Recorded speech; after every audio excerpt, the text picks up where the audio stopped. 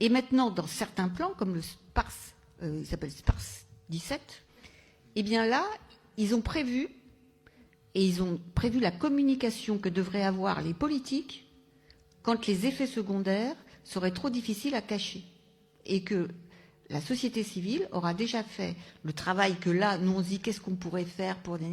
Eux, ils ont déjà prévu qu'on a fait ce travail, qu'on a fait des vidéos avec les victimes des vaccins, qu'il y a un moment donné où il y a trop de victimes visibles, avec trop de vidéos, des familles et tout, donc là, ils ne peuvent plus nier, qu'ils ont fait semblant de faire une commission d'enquête parlementaire, donc ils ont prévu la commission d'enquête parlementaire bidon, qui aura lieu, qui a déjà commencé, et ils ont aussi prévu que dans ce cas-là, le président de la République, dans leur plan, devra venir devant les citoyens et montrer énormément de compassion. Et voilà ce qui est dit. Donc, président de la République, vous devrez montrer beaucoup de compassion, dire que vous remerciez les gens qui ont accepté le vaccin et qui se sont ainsi sacrifiés pour leur communauté.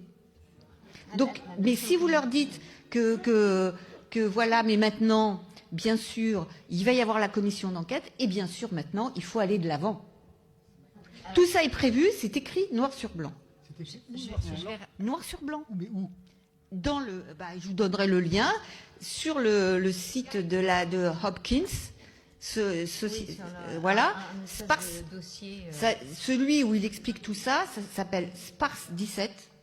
Vous allez sur le site Johns Hopkins University. John Hopkins, oui, c'est le même qui ont fait le Event 201, dont vous avez tous entendu parler. Bon, eh bien, ils en ont fait avant. Event 201, c'était en 2019.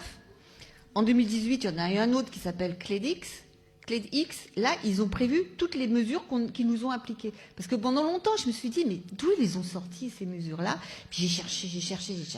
Et c'est il n'y a pas si longtemps que j'ai trouvé que c'était CLEDX. 2018. Mais 2017, c'est SPARS 17. Et SPARS 17, eux, ils ont prévu comment répondre à l'inquiétude de la population après les dégâts.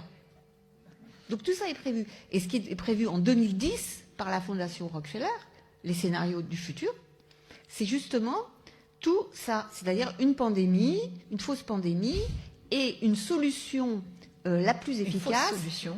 La solution la plus efficace, c'est la solution autoritaire à la chinoise. Point barre. Pour lutter contre la pandémie, bien sûr. Voilà. Donc les plans politiques, ils existent. Et ils vont continuer.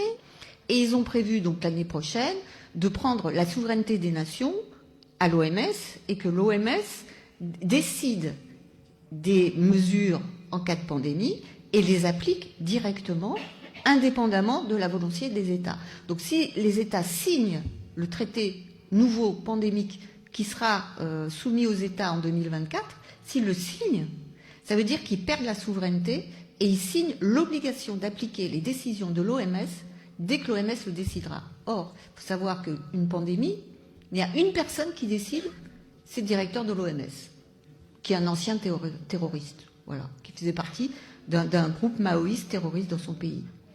Eh bien, il y a lui il décide, il rencontre la personne, il n'est même pas obligé de demander l'avis de qui que ce soit, il dit, voilà, c'est une pandémie, point barre. Et là, il y a toute la machine qui se met en route.